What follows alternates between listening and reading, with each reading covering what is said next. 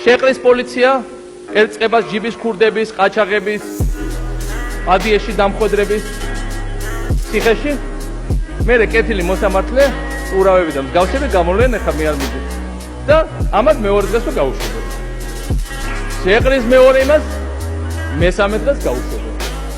მოსამართლე ტურავა, რომლის შესახებაც საუბრობს მიხეილ სააკაშვილის, იყო ჩემი ლექტორი. და მასში, როდესაც ის უზენაეს სასამართლოდან გამოაგდეს თუ გამოუშვეს, გვასწავლდა ჩვენ იურიდიული ფაკულტეტის სტუდენტებს და მისით სრულიად აქტუალებულები ვიყავით. ამასთან ვსვავდით კითხვას, როგორ შეიძლება ესეთი ღვაწლმოსილი მეცნიერი, გამოცდილი პრაქტიკოსი იურისტი, ადამიანი, რომელსაც იცნობენ გერმანიაში, არაერთი სამეცნიერო აქტივობა თუ კვლევა განხორციელებული იქ, ყოფილიყო სასამართლო სისტემის გარეთ. აი ამ კითხვას ვსვავდით.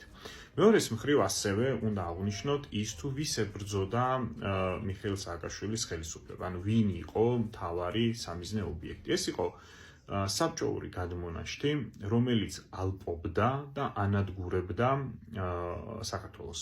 ანუ მენტალიტეტი, რომელიც არ გამორიცხავდა, რომ ამ მენტალიტეტის მატარებელი ყოფილიყო საკმაოდ გამოცდილი, საკმაოდ ჭკვიანი, საქმეში ჩახედული, თავიანთ პროფესიაში ძალიან ღვაწლმოსილი ადამიანები, მაგრამ ისინიც ამ საშინელი დამპალი აზროვნების თუ საბჭოური გადმონაშთის მსხვერპლნი იყვნენ.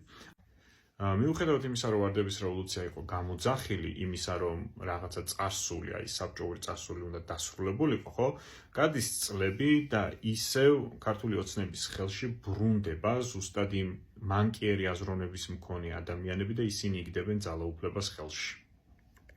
ძალაუფლების ხელში ჩაგდების შემდეგ დაბრუნდნენ ეს ძველი საბჭოური მანკიერი აზროვნების მქონე ადამიანები, რომლებიც ვერ იტანენ კონკურენციას და პროტექციონიზმი თუ ნეპოტიზმი ეს ჩვეულებრივი მოვლენა არის რა. და შესაბამისად არც უყურადღებოდ დარჩა პროფესორი, მეცნიერი, იურისტი მერაბ ტურავა.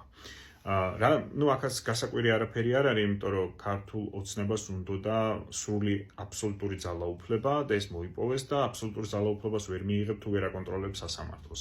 და განამწესეს იქ თავისი აზროვნების მქონე ადამიანი, რომელიც ერთი არას გვასწავლიდა ჩვენ და მეორეა რა განახორციელა პრაქტიკაში.